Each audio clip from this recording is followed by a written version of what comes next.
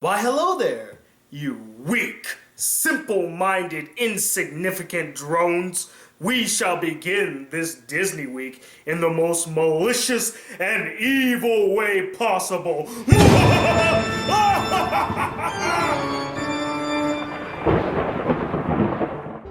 Hello to each and every one of you watching this video right now. My name is Tony Wadley II, aka the Black Critic Guy on YouTube, and welcome to BCG Disney Week, an entire week dedicated to all things Disney with a new video every single day. I'm so excited to finally do this week once again. This is one of my favorite themes to do every single year. I always look forward to it because, like most people, I love Disney. In their good times and even in their bad times, I have always been an avid supporter of the Walt Disney Company and will be for years to come. And to get this week started, I'm gonna count down my top 10 favorite Disney villains. These were the characters that I felt like truly embodied what it means to be a Disney villain. Being memorable, being fascinating, and above all else, being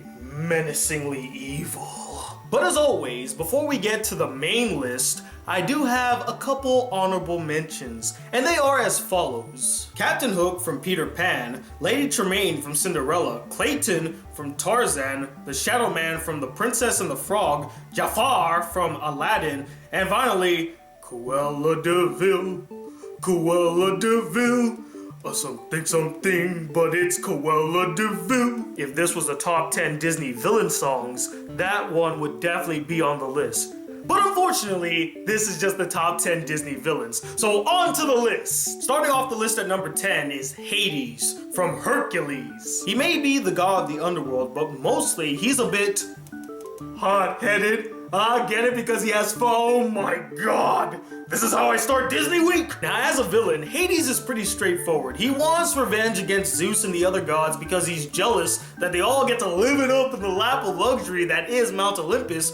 And here he is with the short end of the stick, doing what basically sums up to be the janitor's position for gods, maintaining the underworld. And have you seen that place? It's dark, it's decrepit, it's pretty darn depressing. I mean, nobody would want that position. So he comes up with this brilliant plan of freeing the Titans so they could get his revenge on the other gods. But he ends up failing time and time again, which leads to his many outbursts. But what makes Hades stand out to me is not his villainous ways, but his witty and eccentric personality. Like, this guy is such a hoot, and he makes me laugh every single time I see him. He has such a great sense of humor. No matter how dire the situation is, he always seems to crack a joke. Not to mention the solid voice acting and perfect casting of James Woods as Hades. He brought so much to the character and truly made it his own. No one else could have voiced Hades quite like James Woods. And it doesn't hurt the fact that the character's behavior also parallels the actor's real life behaviors, as James Woods was notoriously known to be hard to work with on sets for his legendary rage and outbursts. Overall, Hades gets 2 thumbs way up from this guy. Number 9 is Ursula from The Little Mermaid. A true sea hag, this treacherous witch spells bad news for any poor, unfortunate soul that crosses her path. I mean, taking away Ariel's beautiful voice, then using that voice in order to seduce the love of her life and take him away, then taking away King Trident's trident, then turning into a gigantic octopus monster. That is just diabolical! When it comes down to it, Ursula is truly a witch of a person, and definitely somebody that I do not want to be part of my world. Crawling his way to number 8 is Rhadigan from The Great Mouse Detective. The world's greatest criminal mind, this elegant aristocrat is Basil of Baker Street's arch rival and intellectual equal, voiced excellently by Vincent Price. He's well spoken and proper, yet vicious and relenting, especially when you refer to him as a you-know-what. Rhadigan! Rhadigan! To Rhadigan, the world's brightest rat. What was that? The world's great.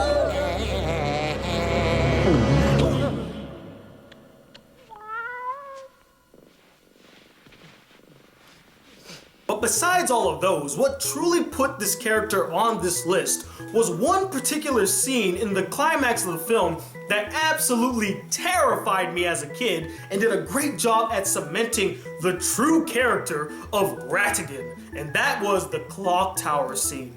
Not only was this a really great scene as it was one of the first times 3D was integrated into a 2D animated film, but Rhadigan displayed his true power and terror. I mean, holy crap. When his plan went up in smoke and he's trying to escape and Basil is running away with the little girl, you see this rage in his eyes and he just transforms into that rat that he'd never wanted to be, and he's like climbing the clock tower with his razor sharp nails. He just like slashes at Basil. He has that smile and those bloodthirsty eyes. I mean, holy crap, this guy was terrifying with his debonair flair, devilish personality, and demented rage. Rhadigan is one threat that you won't soon forget. Charming his way into number 7 is Gaston from Beauty and the Beast. Though not entirely villainous, more or less misguided douchebaggery, his true evilness shows from his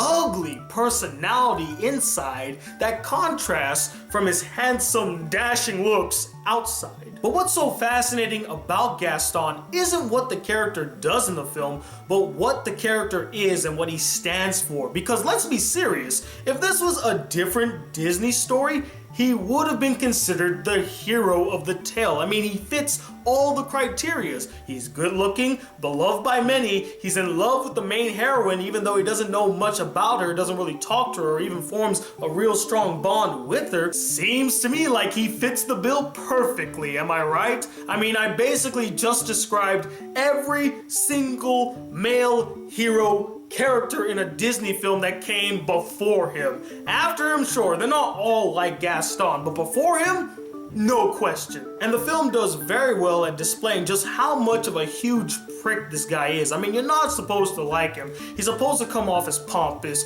and so self-absorbed. He's just so arrogant and he makes you angry. He thinks he's so great and he's the best thing in the world. You just want to just stroke the guy.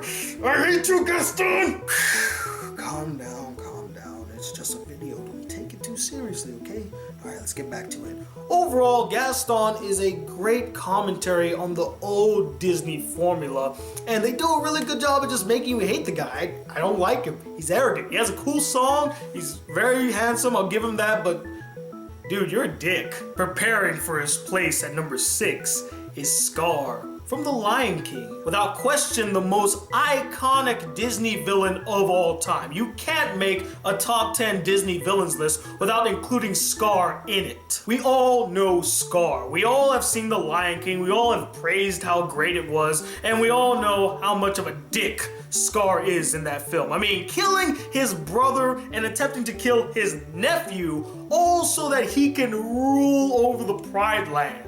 I mean, seriously, Scar, you couldn't just up and leave and make your own pride? You want to go ahead and kill your brother in the most brutal way possible in front of his freaking son? How evil can you be? But when it comes down to it, the character Scar is quite a pathetic and cowardly villain. I mean, yes, he's effective, but when things don't go his way and he's faced against tremendous odds, he tucks his tail between his legs and starts pleading for mercy. Please, don't hurt me, don't do it. But when he thinks he has the upper hand, he's like, aha, now I'm gonna go do something. He has no real backbone. He's not willing to stand behind his cause unless he feels like he can win. But don't take it as a negative against the character as a villain. In fact, it's quite the opposite. It works in favor for him and fits that whole villainous persona, as many famous and despicable villains turn out to be cowards. I mean, they talk big when they have like a support team behind them, but when there's nobody around and it's just them versus a whole legion of other people,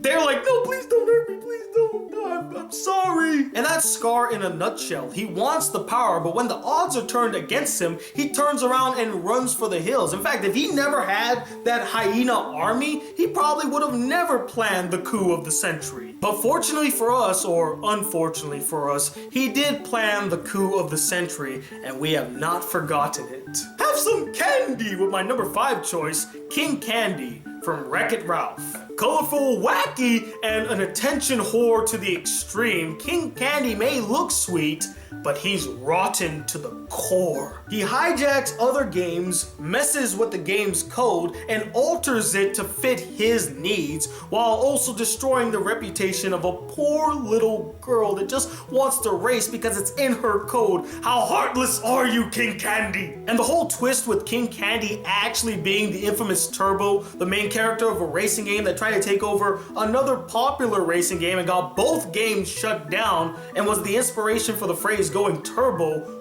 was a stroke of genius. I did not see that coming at all. That was a really great twist. And the icing on the top for this great villain was the excellent voice acting of Alan Tudyk. He brought this character to life and he just owned the role. He had so much fun with it. You could definitely tell he was just like, yes, I'm King Candy, have some candy. Good job, Wash.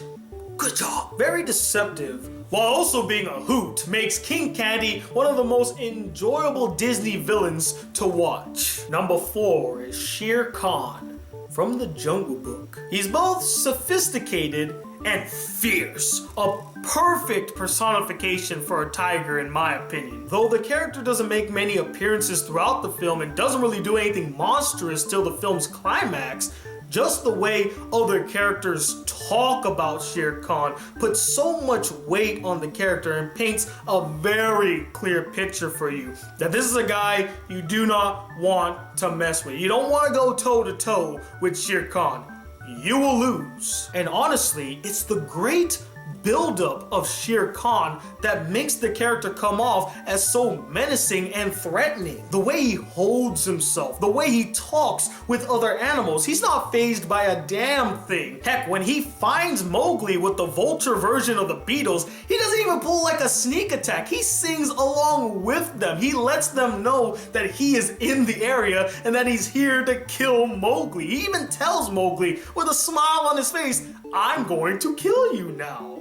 That is the sort of confidence that makes Shere Khan such a dangerous villain. Pull the lever to see my number 3 choice, Yzma and Krunk from The Emperor's New Groove. These two, without question, are the funniest and most entertaining Disney villains of all time.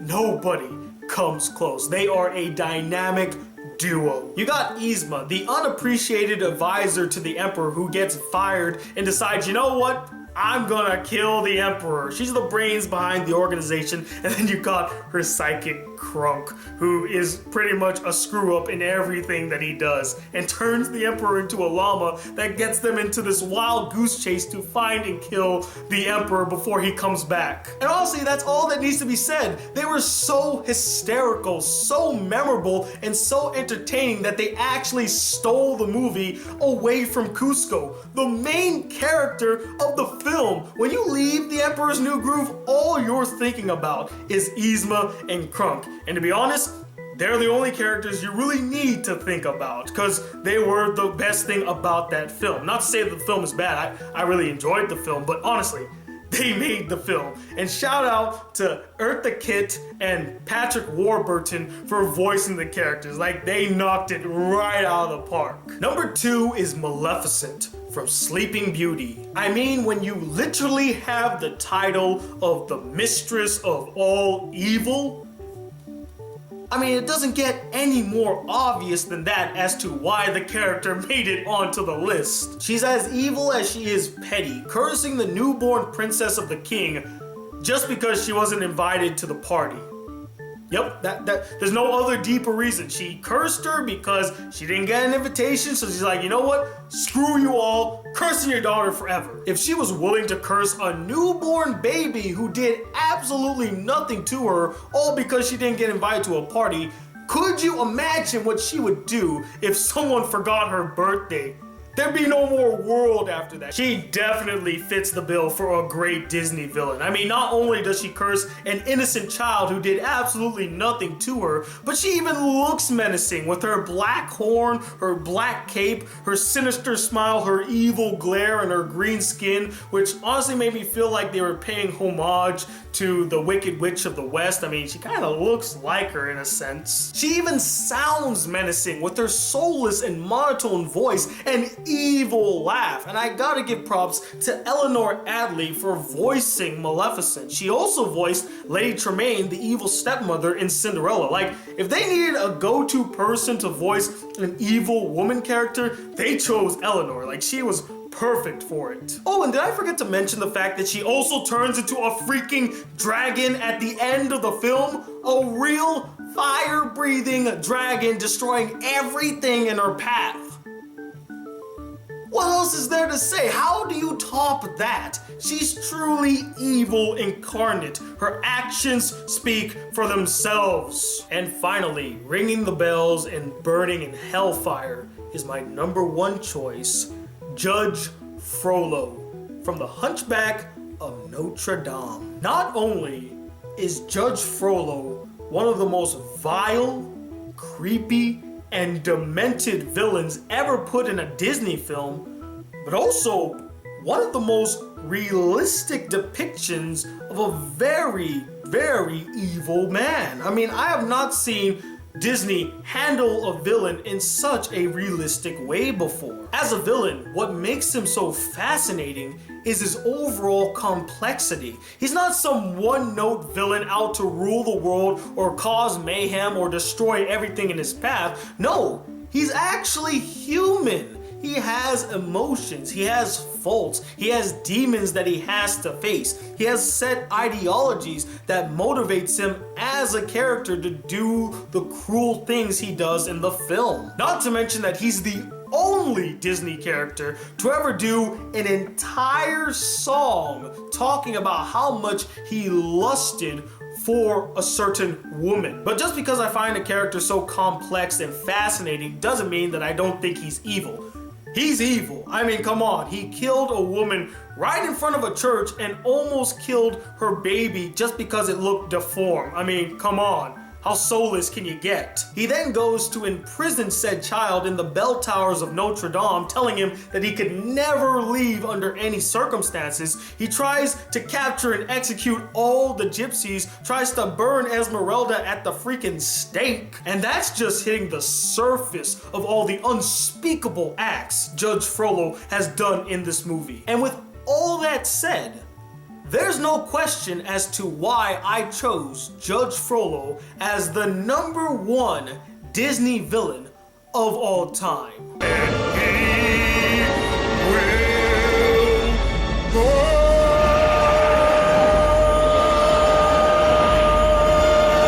And those, ladies and gentlemen, were my picks of the top 10 Disney villains. And I would love to know what you guys thought about my list. Did you agree with it? Did you disagree with it? Did you feel like I left any Disney villains out? And let me know who is the best Disney villain in your opinion. Comment below and let me know. And with that said, Disney Week is in full swing. Stay tuned for more content. I know you guys are gonna get a kick out of it. And until then, guys, if you'd like to see more videos on this channel and be a part of the Black Critic crew, please hit that subscribe button below. Like this video if you really enjoyed it. And I'm Tony Watt II, the greatest villain known as the Black Critic Guy. Till then, peace, YouTube.